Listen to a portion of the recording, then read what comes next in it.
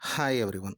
இப்போ திரையுலகில் ஒரு முக்கியமான தயாரிப்பாளராக இருக்கக்கூடிய Super Good Films RB Choudhary காலமானார். நிச்சயம் இது திரையுலகுக்கு ஒரு பெரிய சோகமான விஷயம்தான். எப்பயுமே நடிகர்கள் இறந்தால் அது ஒரு சோகம்னா, ஒரு தயாரிப்பாளருங்கிறவர் இறந்தார்னா நிச்சயம் அடுத்து வர்ற நிறைய பேருக்கு, அதாவது அவர் எத்தனையோ டெக்னீஷியன்ஸை அறிமுகப்படுத்தியிருக்காரு, டைரக்டர்ஸ் அறிமுகப்படுத்தியிருக்காங்க. நிச்சயம் அதுபோல் அப்கமிங் வர்ற நிறைய பேருக்கு ஒரு தயாரிப்பாளர் இல்லாததுங்கிறது ஒரு வெற்றிடமாக இருக்கும். அந்த அளவுக்கு Super Good Films RB Choudhary 100 படத்துக்கிட்ட இயக்கியிருக்காரு. இவர் பேசிக்கலி ஃப்ரம் ராஜஸ்தான். அங்கே சில தொழில்கள் பிஸ்னஸ் பண்ணிகிட்டு இருந்தார். 80s பீரியடில் இங்கே வராரு. இனிஷியலி சூப்பர் அப்படிங்கிற பேனரில் மலையாள ஃபிலிம்ஸ் எடுத்துகிட்ருக்காரு. அதுக்கப்புறம் அப்போ குட் நைட் காயில் இப்பயும் இருக்குது, குட் நைட் மஸ்கிட்டோ காயில். அந்த குட் நைட் காயில்லேருந்து அந்த குட்டுங்கிற ஒரு வார்த்தையை எடுத்து சூப்பர் குட் ஃபிலிம்ஸ் அப்படின்னு வைக்கிறாரு. அப்போ இவர் ஆரம்பிக்கும்போது, அதாவது இனிஷியலி நல்ல கதையம்சம் கொண்ட படங்களை தான் இவர் தயாரித்தார். அப்போ விக்ரமன் விக்ரமன் அதாவது அந்த 2000 பீரியட் வரைக்குமே ஒரு எக்ஸ்ட்ராடினரி ஃபேமிலி சக்ஸஸ் படம் கொடுக்கறதுல ஒரு எக்ஸ்ட்ராடினரி டைரக்டராக இருந்தவர். அவரோட முதல் படமான புது வசந்தம்ங்கிற படத்தை இவர் தான் தயாரிக்கிறாரு. படம் one of the blockbuster ஹிட்டாகவே மாறுது. அடுத்தது இயக்குனர்கள் அப்போ ஒரு கமர்ஷியல் டைரக்டராக சொல்லப்படுறவங்க யாருன்னு பார்த்தீங்கன்னா கேஎஸ் ரவிக்குமார்.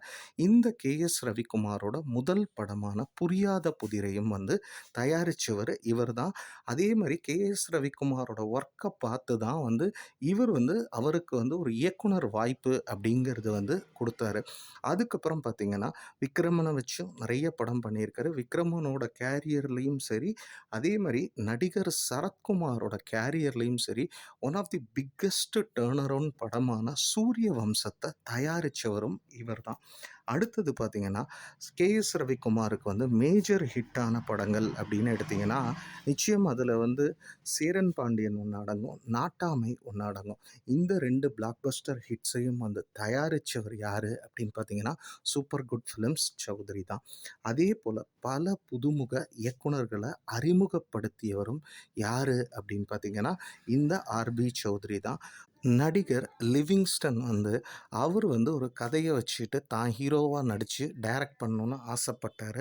அப்போ நிறைய பேர் அவரை நெக்லெக்ட் பண்ண சமயத்தில் லிவிங்ஸ்டனுக்கு ஒரு வாய்ப்பு கொடுக்குறாரு. அந்த வாய்ப்பு பார்த்திங்கன்னா எந்த படம்னா சுந்தர புருஷன். அவரே கதாநாயகனாக நடிச்சு அந்த படமும் ஒரு சூப்பர் ஹிட் தான்.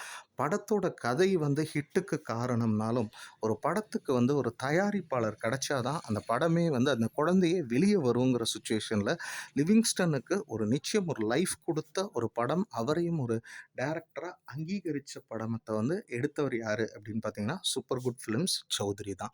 அடுத்தது இதே லிவிங்ஸ்டனை வச்சு சொல்லாமலே அப்படின்னு ஒரு படம் பண்ணார். அந்த படத்துலையும் இயக்குனர் சசிங்கிறவரை அறிமுகப்படுத்தினார்.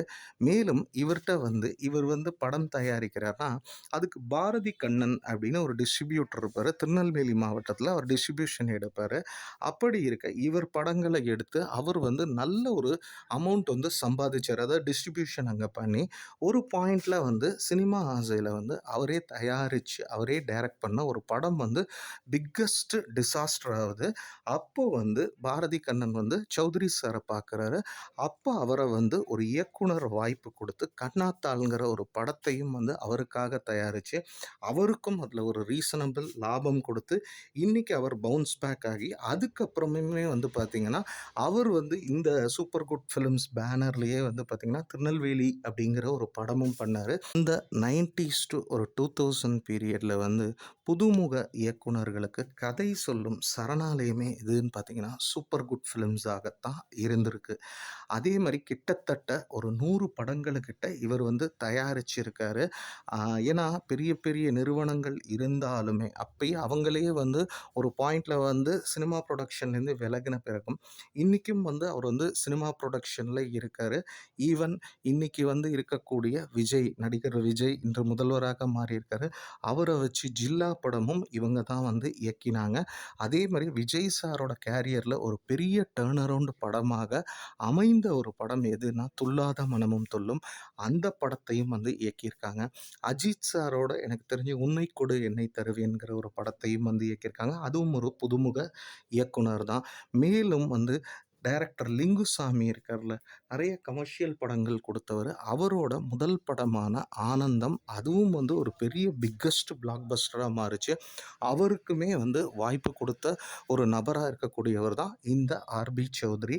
நிச்சயம் வந்து ஒரு தயாரிப்பாளர் மறைவுங்கும்போது, அதாவது அது வந்து அவங்க குடும்பத்துக்கு எவ்வளோ தூரம் பாதிப்பு இருக்கோ இல்லையோ, நிச்சயம் வந்து ஒரு வளர்ந்து வர்ற இயக்குனர்களுக்கு ஒரு நம்பிக்கையா இருக்கக்கூடிய ஒரு தயாரிப்பு நிறுவனத்தோட ஒரு அதிபர் வந்து இன்னைக்கு மறைஞ்சிருக்காருன்னா, நிச்சயம் இது வந்து திரையுலகத்துக்கு பெரிய ஒரு இழப்பு தான்.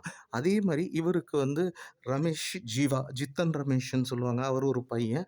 அதே மாரி ஜீவா இருக்காரு. நடிகர் ஜீவா வந்து இவரோட பையன் தான். நடிகர் ஜீவாவோட அறிமுக படமான ஆசை ஆசையாய் படத்தையும் இவர் தான் தயாரிச்சாரு. அதுக்கும் வந்து ஒரு புதுமுக இயக்குனருக்கு வந்து வாய்ப்பு குடுத்த நபர் தான் இந்த ஆர்.பி. சௌத்ரி. அதே மாரி இவங்க சூப்பர் குட் ஃபிலிம்ஸ்னாலே ஒரு பாயிண்ட்ல இந்த 90ஸ் டூ 2000ல வந்து ஃபேமிலி ஆடியன்ஸ் எக்கச்சக்கமா வருவாங்க. நல்ல கதை அம்சம் உள்ள, நல்ல திறமையுள்ள இயக்குனர்கள வச்சு படம் எடுப்பாங்க. இத்தனைக்கும் பார்த்தீங்கன்னா, நடிகர் விஜயகாந்த வச்சு "கண்ணு பட போகுதையா" அப்படிங்கிற ஒரு படம் எடுத்தாங்க. அந்த படத்துக்கும் இயக்குனர் வந்து பார்த்தீங்கன்னா, ஒரு புதுமுக இயக்குனருக்கு தான் வந்து வாய்ப்பு குடுத்தாங்க. அதே மாரி இவங்க வந்து படம் எடுத்தப்போ, ரொம்ப வந்து பெரிய ஒரு பட்ஜெட் படங்கிறதெல்லாம் இல்ல. கதை அம்சம் கொண்ட நெறைய படங்கள தயாரிச்சிருக்காங்க. அதே மாரி இவங்க எடுத்த படங்கள் எல்லாமே அந்த ஒரு 90ஸ் டூ 2000ல பெரிய பெரிய டர்ன் அரவுண்ட் குடுத்துருக்கு. பெரிய பெரிய ட்ரெண்ட் செட்டிங் படங்களாவுமே மாறியிருக்கு. இன்னமும் அவங்க வந்து அதாவது புரொடக்ஷன்ஸ் வந்து பண்ணிட்டு இருக்காங்க.